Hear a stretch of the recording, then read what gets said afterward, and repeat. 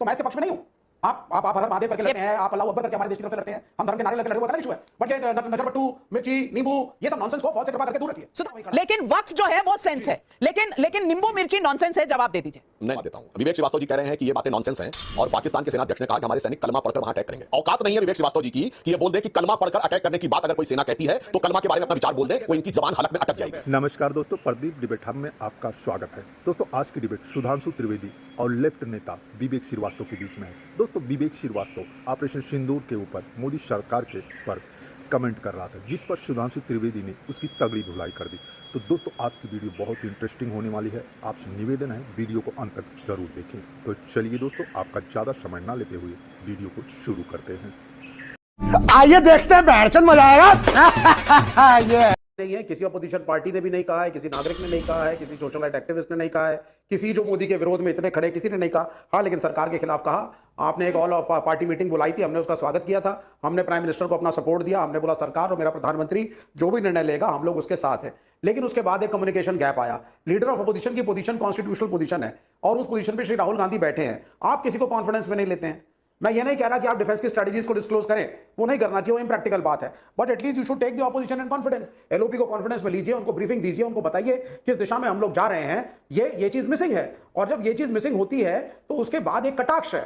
अच्छा, हमको सिखा रिया है। जो भी किया अजय राय ने, it could be in bad taste in somebody's eyes, लेकिन वो एक कटाक्ष है। आपकी आंखों में है या नहीं बैड टेस्ट? जब लाए थे राफेल, देश में बड़ा नहीं बैड टेस्ट की बात नहीं है मैडम। आप ये बताइए ना, ये नींबू मिर्ची ये स्पिरिचुअलिटी का पार्ट नहीं, अंधविश्वास का पार्ट है।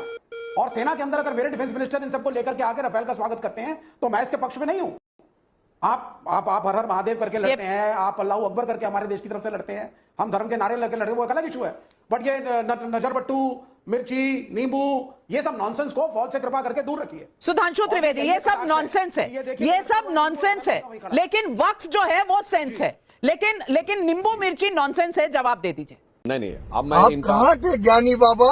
अब इनको रिवर्स में जवाब देता हूं। विवेक श्रीवास्तव जी कह रहे हैं कि ये बातें नॉनसेंस हैं और पाकिस्तान के सेना अध्यक्ष ने कहा कि हमारे सैनिक कलमा पढ़कर वहां अटैक करेंगे। औकात नहीं है विवेक श्रीवास्तव जी की कि ये बोल दे कि कलमा पढ़कर अटैक करने की बात अगर कोई सेना कहती है तो कलमा के बारे में अपना विचार बोल दे, वो इनकी जबान हलक में अटक जाएगी। मैं नहीं बताऊंगा। ये फिर दिखाई पड़ता है कि हिंदू प्रतीक जो कि सेना को एक नई ऊर्जा और शौर्य देते हैं। और आपको भी पता होना चाहिए, हर हर महादेव का नारा भी मराठा रेजिमेंट का नारा था आजादी के समय तक। बाद में आजादी के बाद अब उसका नारा छत्रपति शिवाजी महाराज की जय हो गया। अन्यथा मराठा रेजिमेंट का नारा 1946 तक कोई भी जाके देख ले, हर हर महादेव था। खैर, वो आपकी औकात के बाहर है, इसलिए मैं अब बताऊं। दूसरा पॉइंट, गजब बेइज्जती है। आपने कहा कि सेना के खिलाफ तो बोला नहीं। विवेक जी, आप तो पढ़े लिखे व्यक्ति हैं, भूल गए मेरे भाई। सर्जिकल स्ट्राइक के बारे में चन्नी ने सवाल पूछा, चन्नी जी ने। और सर्जिकल स्ट्राइक किसने कहा था प्रेस कॉन्फ्रेंस में? डायरेक्टर जनरल मिलिट्री ऑपरेशन ने। तो सेना के द्वारा किए गए अनाउंसमेंट के ऊपर सवाल उठाना सेना के खिलाफ बोलना नहीं है। यह कौन सा विवेक आपके अंदर जागृत हुआ, जरा बताइए। फिर पुलवामा का अनाउंसमेंट भारत सरकार के किसी मंत्री ने नहीं किया था, एयरफोर्स ने अनाउंसमेंट किया था। अब पुलवामा के ऊपर सवाल उठाना कि बिल्डिंग गिरी थी कि पेड़ गिरे थे, आदमी मरे थे कि कौवे मरे थे, ये सेना पर आक्षेप करना है या नहीं, ये जरा अपना जागृत विवेक से मुझे बता दीजिए। उसके बाद कहिए सेना खिलाफ किसी ने नहीं बोला। और AK एंटोनी साहब का as defence minister on floor of the house ये बयान है कि चाइना की सीमा पर हमारी लंबे समय से स्थापित नीति रही है कि इंफ्रास्ट्रक्चर नहीं बनाना है। सुनिए, इंफ्रास्ट्रक्चर नहीं बनाना है सीमा के ऊपर। यह सेना को कमजोर करना है या सेना को? देखा आपने लापरवाही का नतीजा है। खत्म। Bye bye, tata, good bye, गया।